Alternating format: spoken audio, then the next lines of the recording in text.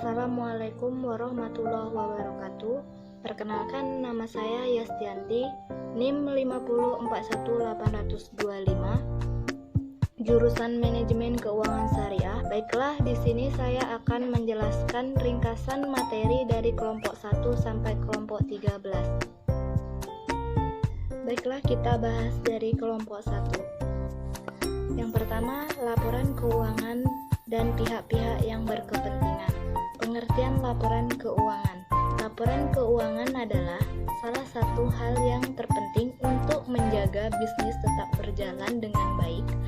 Sebuah laporan yang tidak rapi atau tidak konstan akan memberikan beberapa masalah yang mungkin bisa membuat bisnis terkena masalah besar terkait laporan maupun kebocoran aset yang sangat merugikan.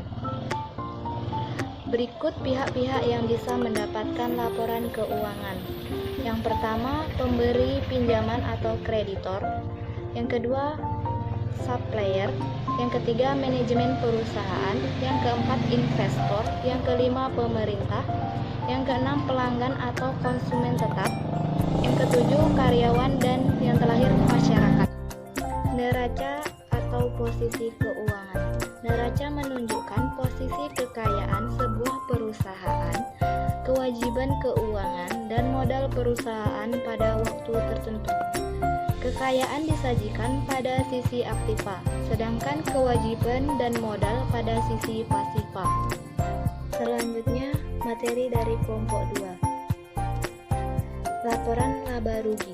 Laporan laba rugi adalah laporan yang mengukur keberhasilan operasi perusahaan untuk suatu periode tertentu. Laporan ini digunakan untuk menentukan profitabilitas, nilai investasi, dan kelayakan kredit. Komponen-komponen laba. Yang pertama, pendapatan dan keuntungan. Yang kedua, beban dan kerugian. Jenis-jenis laba. Yang pertama, laba kotor, laba operasi, laba sebelum pajak, dan laba bersih. Perubahan modal. Perubahan modal merupakan laporan keuangan yang menyajikan informasi tentang perubahan modal pada perusahaan akibat dari segala kegiatan pokok operasi perusahaan pada suatu periode tertentu. Fungsi laporan perubahan modal. Yang pertama, membantu pihak yang berkompeten dalam mengambil suatu keputusan. Yang kedua, mengetahui besarnya sebuah perusahaan atau modal usaha lainnya. Pengendalian terhadap kas ada dua, yaitu yang pertama, pengendalian untuk penerimaan kas. Yang kedua, pengendalian untuk pengeluaran kas. Pajak penghasilan atau PPh merupakan pajak yang dikenakan terhadap subjek penghasilan atau penghasilan yang diterima atau diperoleh dalam tahun pajak. Selanjutnya, materi kelompok 3. Arti penting dan keuangan analisis BEP. Pengertian analisis break-even point atau titik impas. Analisis break-even point adalah suatu teknik analisis untuk mempelajari hubungan antara biaya tetap, biaya variabel, keuntungan, dan volume aktivitas.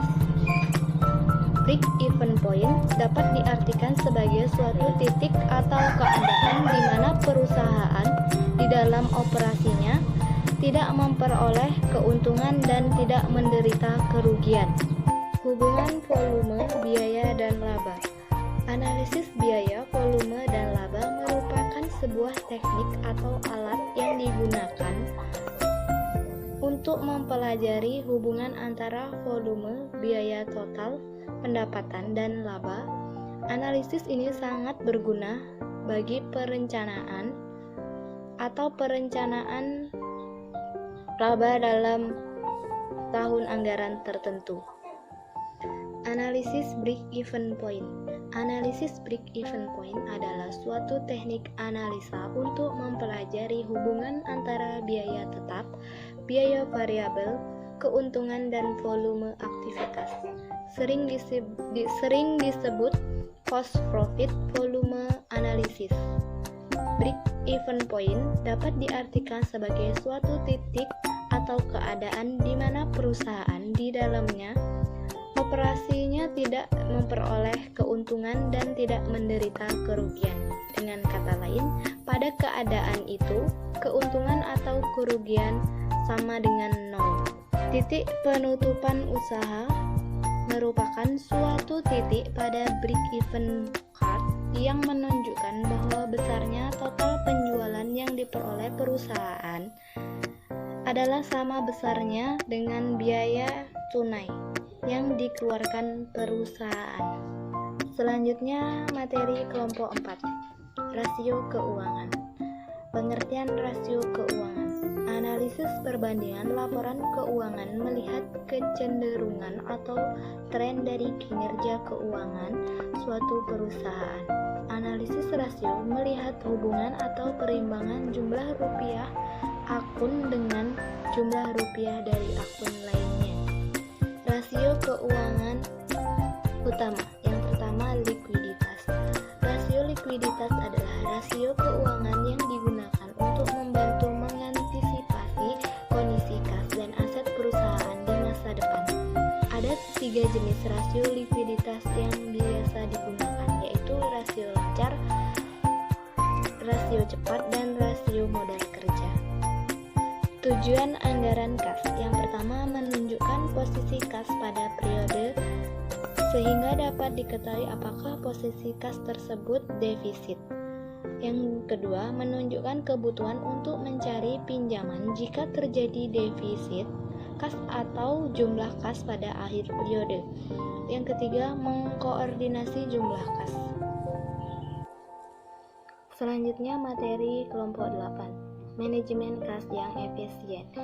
Manajemen kas dapat diartikan sebagai pengelolaan uang yang dimiliki perusahaan dalam rangka pencapaian tersedianya kas yang optimal dan pengelolaan bunga maksimal dari uang yang tidak dipakai.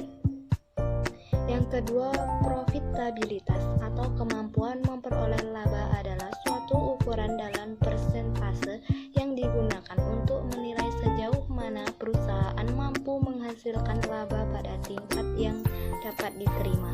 Yang ketiga, rasio aktivitas adalah rasio yang digunakan untuk menilai efisiensi atau efektivitas perusahaan dalam pemanfaatan semua sumber daya atau aset aktiva yang dimiliki oleh suatu perusahaan. Yang keempat, rasio leverage adalah rasio yang kegunaannya menunjukkan tingkat utang yang telah dikeluarkan oleh suatu badan usaha atau bisnis. Yang kelima, rasio pasar merupakan sekumpulan rasio yang menghubungkan harga saham dan laba dan nilai buku per saham. Kondisi kesehatan dan kinerja keuangan. Profit perusahaan sehat berdasarkan pendekatan analisis aspek keuangan. Perusahaan sehat dimaksudkan adalah perusahaan yang tingkat produktivitas dan profitabilitasnya tinggi, di mana kinerja keuangan mencerminkan efektif, efisien, produktif, dan kinerja keuangan menunjukkan rendable, liquid, dan solvable. Selanjutnya, materi kelompok 5. Pengertian dan arti penting manajemen modal kerja. Pengertian modal kerja.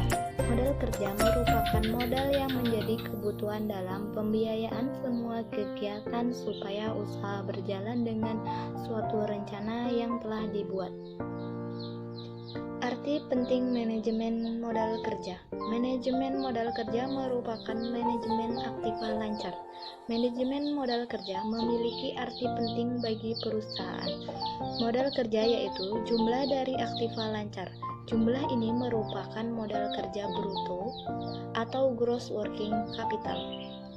Definisi ini bersifat kuantitatif karena menunjukkan jumlah dana yang digunakan untuk maksud-maksud operasi jangka pendek. Konsep dan jenis modal kerja. Konsep modal kerja. Menurut Munawar, ada 3 jenis modal kerja yang umumnya digunakan. Yang pertama, konsep kuantitatif. Yang kedua, konsep kualitatif. Yang ketiga, konsep fungsional. Pendekatan modal kerja. Pendekatan modal kerja atau working capital adalah berhubungan erat dengan operasi perusahaan sehari-hari dan juga menunjukkan margin of safety bagi para kreditur jangka pendek perusahaan. Selanjutnya, materi kelompok 6. Analisis kebutuhan dan pembiayaan modal kerja. Analisis kebutuhan modal kerja.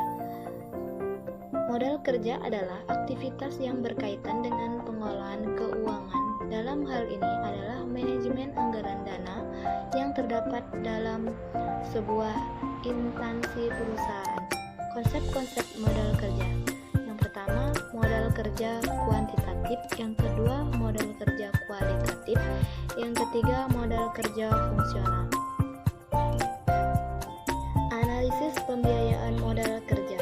Pembiayaan merupakan tugas pokok bank, yaitu pemberian fasilitas persediaan dana untuk kebutuhan pihak-pihak yang merupakan defisit unit. Pembagian pembiayaan menurut sifatnya dapat dibagi menjadi 3, yaitu pembiayaan produktif, yang kedua pembiayaan konsumtif, yang ketiga pembiayaan investasi.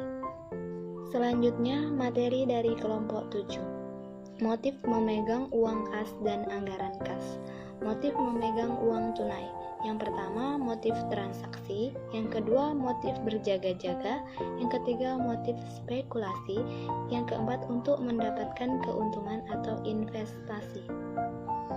Anggaran kas. Anggaran kas adalah prediksi aliran keluar masuknya uang-uang direncanakan akan perusahaan di dalam sebuah periode tertentu, beserta penjelasan tentang sumber-sumber penerima dan pengeluaran kas tersebut.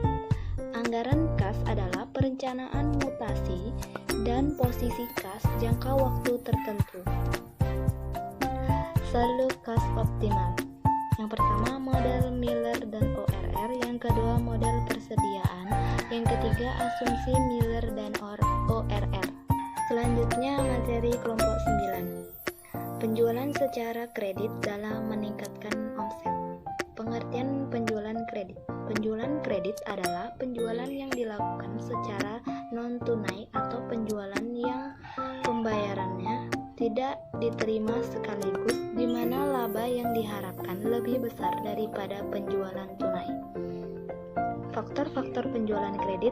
Yang pertama, standar kredit, syarat pembayaran, plafon kredit, volume penjualan, kebiasaan pembayaran pelanggan. Cara meningkatkan omset dengan penjualan kredit. Salah satu cara atau teknik dalam meningkatkan omset penjualan dengan penjualan tunai atau kredit, dengan tujuan dari penjualan kredit untuk mendapatkan barang dan jasa yang ditawarkan perusahaan. Dengan melakukan penjualan secara kredit, berarti perusahaan tidak hanya menerima uang secara tunai dalam transaksi penjualan, tetapi juga perusahaan menanamkan modal dalam bentuk piutang. Maka untuk meningkatkan omset penjualan secara kredit tersebut, diperlukan sistem-sistem kredit yang efisien dan efektif dalam memperoleh laba yang optimal. Selanjutnya, materi dari kelompok 10, dampak perubahan kebijakan piutang. Return atau pengembalian adalah keuntungan yang diperoleh perusahaan, individu, dan institusi dari hasil kebijakan investasi yang dilakukan.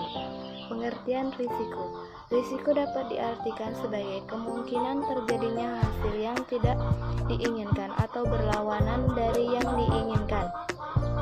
Kebijakan piutang. Arti penting dan pinjaman. Bagi perusahaan yang menjual barang secara angsuran, arti penting bagi perusahaan: 1. Untuk meningkatkan penjualan, 2. Untuk meningkatkan jumlah pelanggan, 3. Untuk memperoleh pelanggan baru. Kebijakan piutang dan kredit.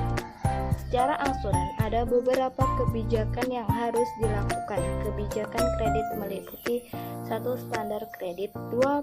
Persyaratan kredit, 3. Kebijakan penagihan, 4. Rasio yang berhubungan dengan piutang. Selanjutnya materi kelompok 11. Pengertian dan jenis-jenis persediaan. Persediaan adalah bahan atau barang yang disimpan yang akan digunakan untuk memenuhi tujuan tertentu. Setiap perusahaan yang melakukan kegiatan usahanya umumnya memiliki persediaan. Fungsi dan tujuan persediaan. 1. Memisahkan beragam bagian proses produksi. 2. Mengambil keuntungan diskon kuantitas. Ketiga, menjaga pengaruh inflasi. Jenis-jenis persediaan. 1. Persediaan bahan baku. 2. Persediaan barang setengah jadi. 3. Persediaan pemeliharaan. 4. Persediaan barang jadi. Selanjutnya materi kelompok 12. Manfaat investasi pada persediaan dan karakteristik biaya-biaya persediaan. Pengertian persediaan. Persediaan pada umumnya merupakan salah satu jenis aktiva lancar yang jumlahnya cukup besar dalam suatu perusahaan. Jenis-jenis persediaan. Jenis-jenis persediaan tergantung pada jenis perusahaan, apakah perusahaan jasa, manufaktur, atau perusahaan dagang. 1. Persediaan bahan baku. 2. Persediaan barang dalam proses atau barang setengah jadi. 3. Persediaan barang jadi. Model-model persediaan optimal. Model persediaan kuantitas pesanan ekonomis banyak digunakan sampai saat ini karena mudah dalam penggunaannya. Model persediaan dengan pesanan tertunda. Model persediaan dengan diskon kuantitas. Model persediaan dengan penerimaan bertahap. Order point. Order point adalah sebuah titik di mana sebuah barang yang ada di gudang harus ditambah persediaannya sebelum kehabisan. Menghitung order point adalah hal yang penting dalam manajemen keuangan. Namun kesulitannya adalah memprediksi hal-hal yang di luar dugaan seperti bencana atau musibah. Selanjutnya materi dari kelompok 13. Sumber dan tipe-tipe pendanaan jangka pendek. Sumber dana jangka pendek. Karakteristik pendanaan jangka pendek terutama untuk membiayai model kerja neto antara lain sebagai berikut. Setiap ragam sumber pendanaan jangka pendek memiliki keunggulan dan kelemahan masing-masing sumber tersebut. Pendanaan jangka pendek dibutuhkan hanya dalam 1 tahun atau beberapa tahun saja. Pendanaan jangka pendek dipergunakan secara musiman dan fluktuasi. Sumber-sumber dana menurut asalnya. Yang pertama eksternal, yang kedua internal. Suku bunga efektif. Suku bunga efektif ini biasanya dikenakan dalam satu produk bank. Perhitungan suku bunga semacam ini diyakini lebih menguntungkan untuk kedua belah pihak, baik pihak bank maupun sang peminjam. Itulah tadi hasil ringkasan dari kelompok 1 sampai kelompok 13. Saya akhiri. Wassalamualaikum warahmatullahi wabarakatuh.